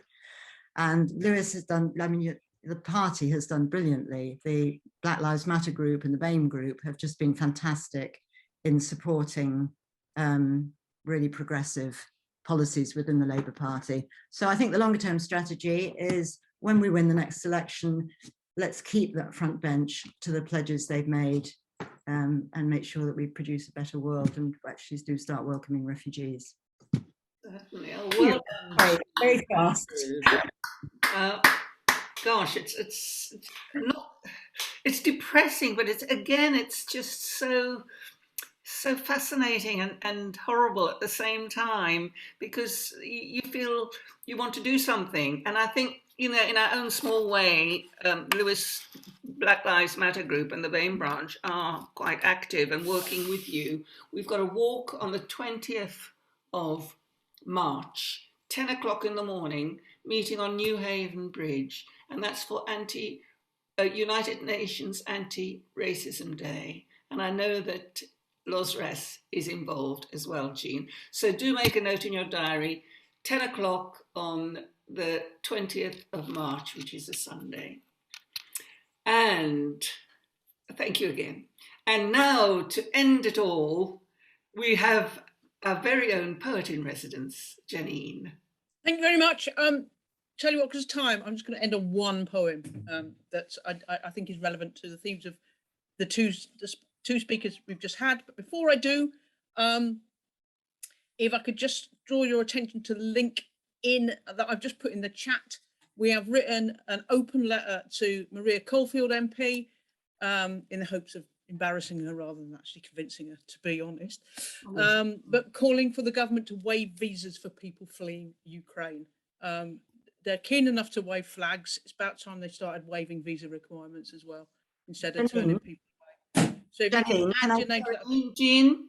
Sorry, I was just going to say to Janine that I think that's brilliant. One of the things that is really cheering about the Lewes district, the constituency, is that Safe Passage tell us that Maria Caulfield is the person who receives most emails and letters about welcoming refugees. So it's really good. I mean, we aim to be a constant irritation as well. Excellent. Let's keep that up. Anyway, back to you. Sorry. Life goals. Irritate Maria Caulfield. Okay, so and a plug again, if you're looking for something to do this evening, do come along to the Royal Oak from 7 o'clock for some poetry, and I'm going to leave you with this one, which I wrote actually for Lewes Lightning women's football cricket team, and also because Lewes FC women's team invited a speaker who had been a former head coach of the Afghan national women's football team. So it's about obviously in solidarity with all women and indeed men in Afghanistan, but this is particularly about sports women in Afghanistan. And it refers to a story that the speaker told about a particular girl's attempt to escape Afghanistan. It's quite a short one. It is called Run. Her cover drive and how she ran are now haram under the rule of the Taliban. Can she stay in? For sure she can. She can't be out without a man in ancient new Afghanistan. She'd tackle assumptions and she'd score, but won't be playing anymore. She's fallen foul of holy law. Her parents murdered, house burned down. She grabbed her sisters, fled the town and walked 200 miles of ground to reach a place they might take flight, to wait at the gate and hope despite the odds that there's an end in sight. While those who gave the battle orders to storm across a nation's borders turn their backs on sporting daughters, instead fall in behind the man who wrested back Afghanistan for the Taliban. Oh. Thank you so much, Janine. That's a great way to end what I think has been a wonderful afternoon. I know we had a bit of a dodgy start, but thank you to all of you who lasted out to the end. And there's just one little message, which is that on Tuesday, which is International Women's Day, we have organised, or Gaby has organised, the showing of a film at the depot, 6 o'clock. I'm sure you can still get tickets, and it's called Hive. So I've got my ticket, and it's going to be almost like a women's group meeting. So thanks again to all our speakers. It's been absolutely wonderful. And if I could ask you all just to, I'll put it on Facebook, and if I could ask you all just to comment on Facebook, that would be really nice, so that people who missed it can get a flavour of what they missed. Thank you all. Bye-bye.